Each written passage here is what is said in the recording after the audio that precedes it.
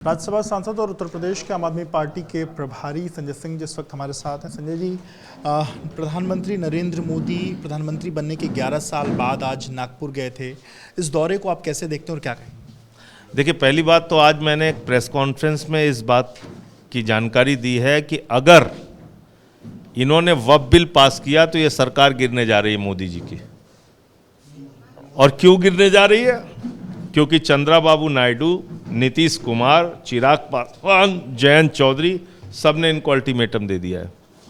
तो अगर ये जो कह रहे हैं कि एक दो दिन में शायद ये वक्फ बिल लेके आएंगे तो मोदी जी की सरकार गिर जाएगी। पहली बात तो बिल से वक्फ बिल से नागपुर जाने का मैं बता रहा हूँ कनेक्शन क्या है। तो इस आपदा की घड़ी में मुझे लगता है कि वो पहुँचे हैं।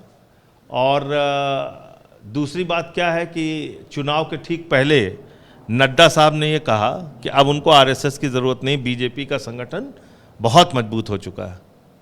तो आप 11 साल के बाद आरएसएस के मुख्यालय भी क्यों गए? आप तो कह रहे थे आपका संगठन बहुत मजबूत हो गया है। फिर तीसरी बात यह है कि 100 साल आपके पूरे हो गए, आपका इतिहास क्या है? आप बताइए ना देश के लोगों को। आपने 52 साल तक तिरंगा झंडा नहीं फहराया। क्यों नहीं फहराया साहब? श्यामा प्रसाद मुखर्जी आपके प्रेरणा स्रोत हैं। उन्होंने अंग्रेज गवर्नर को 42 के आंदोलन में चिट्ठी लिखी थी कि इस आंदोलन को कुचल देना चाहिए। क्यों लिखी थी? आपने 100 साल के अंदर किसी भी दलित, पिछड़ा, आदिवासी को, किसी महिला को आरएसएस का प्रमुख नहीं बनाया। क्यों नहीं बनाया आपने?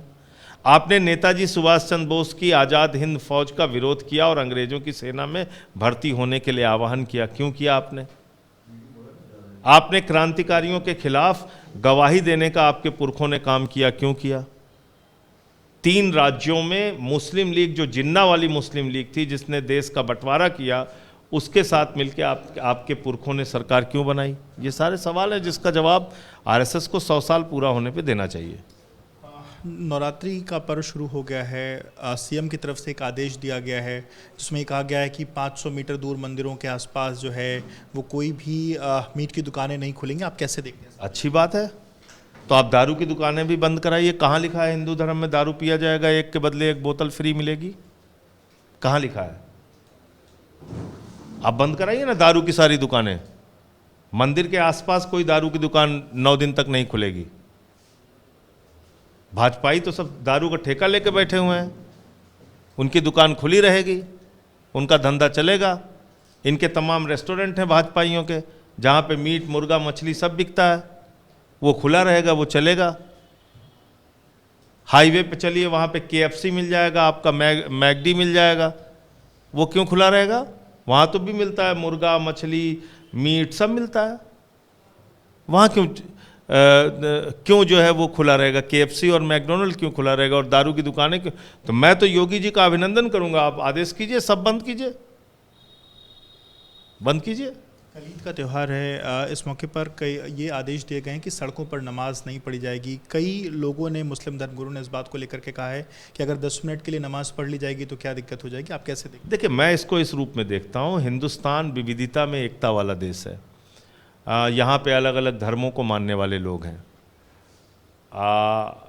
बौद्ध धर्म को मानने वाले लोग हैं, सिख धर्म को मानने वाले लोग हैं, ईसाई धर्म को मानने वाले लोग हैं, हिंदू और मुस्लिम धर्म को मानने वाले लोग हैं। हम लोग अपनी देवी माता की शोभा यात्रा निकालते हैं, गणेश लक्ष्मी की शोभा यात्रा निकालते हैं जुलूस के माध्यम से, कांवड़ यात्रा अपनी निकालते हैं। हमको प्रशासन परमिशन देता है, सुरक्षा की व्यवस्था करता है। सिख भाई हमारे प्रकाश पर्व का जुलूस निकालते हैं। अभी बाबा साहब की जयंती का 14 अप्रैल आ रहा है, उसमें अंबेडकर जी की जयंती पे जुलूस निकाला जाएगा। तो आप इसको रोक लेंगे? और पीछे क्या मंशा? इसके पीछे मंशा सिर्फ नफरत फैलाने की है। ये अच्छी चीज़ें नहीं है। हर त्यौहार के पहले आप ये जो ड्रामे करते हैं, इससे उत्तर प्रदेश का भला नहीं होना है, ना तो रोजगार मिलना है किसी को।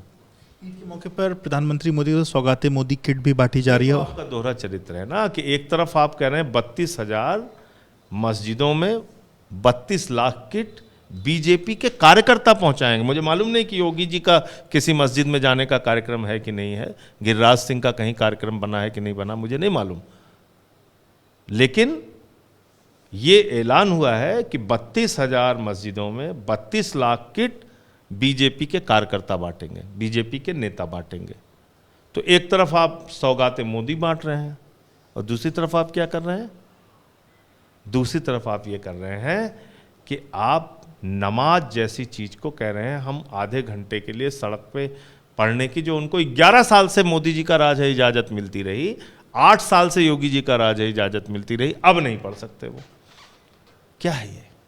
संभल में जो आप चीज़ें खुद मूल्यांकन कीजिए इन बातों का। संभल में जो चीज़ें शुरू हुई खुदाई को लेकर के, कई बड़े नेताओं ने बड़े मंचों से बयान दिया कि जहां है हमारा वहां खोदेंगे। ये जो तमाम चीज़ें, ये राजनीति, खोदने की जो राजनीति चल रही है पूर्वजों को लेकर के। देखिए, एक तरफ दुनिया अंतरिक्ष पे पहुंच रही है, वो आर्टिफिशियल इंटेलिजेंस की बात कर रहे हैं अमेरिका और चीन, और हम कब्र खोदने में लगे हुए हैं। भैया मुझे ये बताइए आप, 15 अगस्त 1947 को ये देश आज़ाद हो गया ना, तो इस देश में मुगलों की, अंग्रेजों की, हूण की, शक की, मंगोल की, पुष्यमित्र शुंग की जितनी संपत्ति थी वो सब हमारी है ना। सम्राट अशोक की जिसकी जिसकी जो संपत्ति थी सब हमारी है कि उन लोगों की है? चलिए खोद के ऊपर से लेके आए पुष्यमित्र शुंग को, भैया अपनी अपनी संपत्ति ले लो तुम। मतलब क्या कहना चाहते हैं हम? ये देश आजाद हो गया, अब जो संपत्ति है इस देश की वो मोदी जी की सरकार की है। क्यों है? क्योंकि आपने एक पुरातत्व विभाग बनाया है, भारतीय पुरातत्व विभाग। वो विभाग क्या कहता है कि हम जितने भी हमारे पुरातत्व, जितने भी हमारे पुराने धरोहर हैं उनकी हम रक्षा करेंगे। तो एक तरफ मोदी जी कहते हैं कि हम रक्षा करेंगे, और दूसरी तरफ उनके कार्यकर्ता कहते हैं हम ताजमहल तोड़ डालेंगे, कब्र खोद डालेंगे। तो क्या क्या तोड़ोगे आप? चलिए आप तोड़िए, ताजमहल तोड़िए, मुगलों ने बनवाया, लाल किला तोड़िए, मुगलों ने बनवाया, संसद भवन तोड़िए, अंग्रेजों ने बनवाया, राष्ट्रपति भवन तोड़िए, अंग्रेजों ने बनवाया, हमारे चारबाग का स्टेशन अंग्रेजों ने बनवाया, चलिए तोड़ते हैं, जीटी रोड शेरशाह सूरी ने बनवाया, चलिए तोड़ डालें। सब फावड़ा वाला लेके चलिए यही काम करें। सब वैसे भी बेरोजगार हैं, कुछ कम से कम इसी में मेहनत लगी रहेगी, काम में सब जुटे रहेंगे, अपना फावड़ा लेके तोड़ेंगे सड़क वड़क। भाई मैं नहीं समझ पा रहा हूँ कि हमारे देश को आगे बढ़ाने के लिए क्या करोगे भैया? कुछ तो ऐसी पॉजिटिव सकारात्मक बात करो जब सुबह उठ के ये देख के लगे कि हाँ इस देश के बारे में भी कुछ सोच रहे हो। ये तोड़ डालेंगे, वो खोद डालेंगे, उसको नाप देंगे, उसको लटका देंगे, उसको तलवार से काट देंगे, यही सारी बातें होंगी। इन्हीं विवादों के बीच एक और विवाद चल रहा है सालार गाजी को लेकर के। उसके नाम पर जो भी मेले लगते थे उस पर रोक लगा दी गई है। अभी बहराइच में भी जो मेला लगना था वहाँ पर उसको लेकर के आवंटन नहीं हो पाया है। कैसे? मुझे इसके बारे में ज़्यादा जानकारी नहीं है, तो ये तो अभी आपसे सुन रहा हूँ। रोज़ तो नया नया चीज़ें ये लोग खड़ा करते रहते हैं, कहाँ तक जानकारी हासिल किया जाए इस पर भी मैं पूरी जानकारी लेके तब आपसे बात करूँगा। आखिरी सवाल, बिहार में आज अमित शाह ने ऐलान कर दिया है कि इस बार नीतीश के ही नेतृत्व में एनडीए की सरकार बनेगी। मतलब कहीं ना कहीं नीतीश को लेकर के जो संशय था वो वादा इन्होंने शिंदे के लिए भी किया था कि शिंदे जी को ही मुख्यमंत्री बनाएंगे। जैसे ही नंबर आया शिंदे जी कहाँ हैं आप देख सकते हैं। संशय नहीं, मतलब मैं तो जो सामने है वो बता रहा हूँ आपको। ये जिसके जिसके साथ रहे उसको ख़त्म किया, शिवसेना ख़त्म किया, अकाली दल ख़त्म किया, शिंदे ख़त्म किया, जो जो जिसके जिसके साथ रहते हैं सबको किनारे कर देते हैं बाद में। बहुत शुक्रिया बात करने के लिए।